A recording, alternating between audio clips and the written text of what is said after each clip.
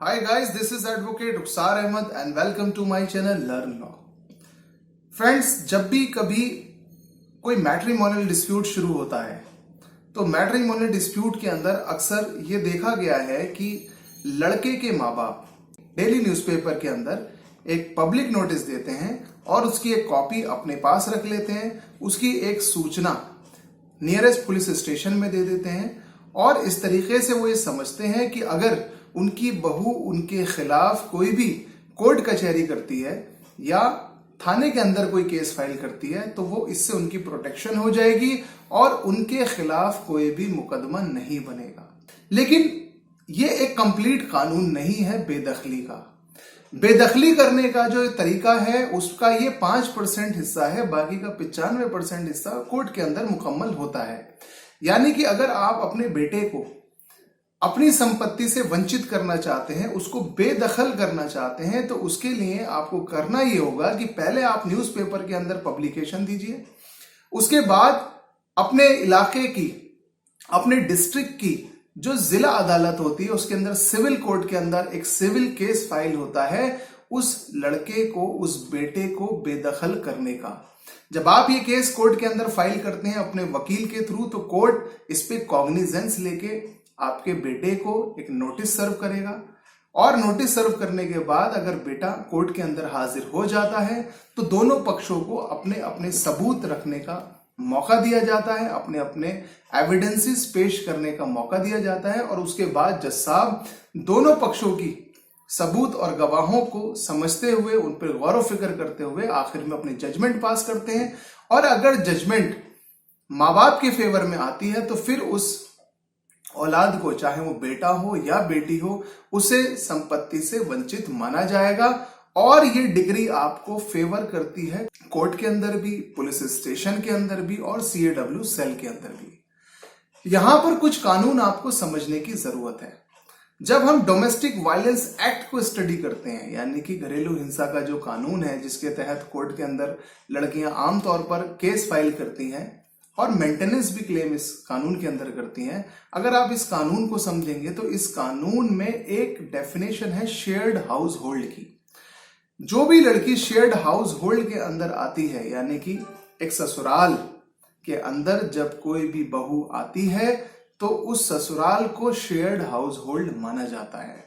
और उस shared house hold के अंदर कोई भी लड़की जब पहले दिन एंट्री करती है तो ये माना जाता है कि उस लड़की का भी इस संपत्ति के अंदर रहने का अधिकार है और उसको रहने के अधिकार से वंचित नहीं किया जा सकता। जो समाज में एक प्रैक्टिस चल रही है ये एक अधूरी प्रैक्टिस है। सिर्फ अखबार में एक सार्वजनिक सूचना देकर आप ना तो अपने बेटे और अपनी बहू को अपनी संपत्ति से वंचित कर सकते हैं और वंचित करने की इस आड़ के अंदर ना ही आपको कोर्ट और ना ही आपको कचहरी में कोई भी आपको फायदा मिलने जा रहा है। अब इसका सही तरीका क्या है वो मैं आपको बता चुका हूं कि आपको सिविल कोर्ट के अंदर एक केस फाइल करना होता है जिसके बाद आपको एक डिग्री मिलती है।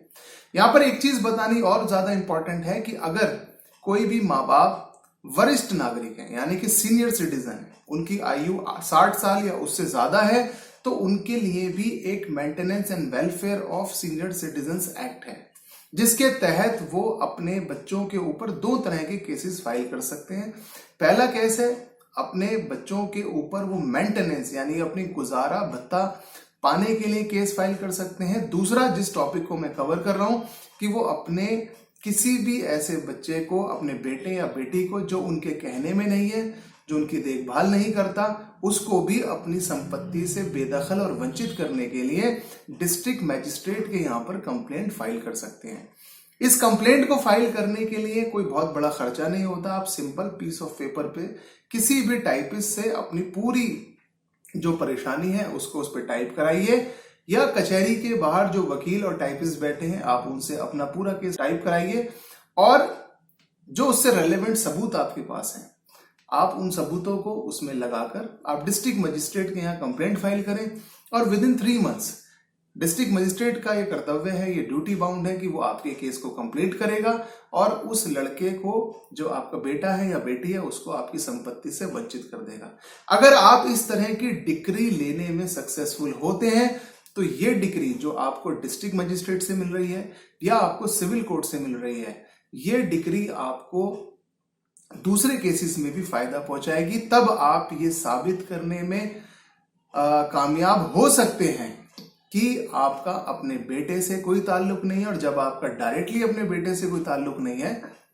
तो फिर आपका अपनी बहू से भी कोई ताल्लुक नहीं है।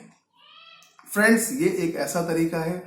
जिसको समझने की जरूरत है, जिसको कानून को पढ़ने की जरूरत है, क्योंकि आधा अधूरा ज्ञान हमेशा नुकसानदेह होता है। हम कुछ पैसे खर्च करके न्यूज़पेपर में पब्लिकेशन तो करा लेते हैं, लेकिन बाद में जब उस पब्लिकेशन की जरूरत पड़ती है, उस नोटिस की जरूरत पड़ती है, तो वो नोटिस आपकी हेल्प नहीं करता है।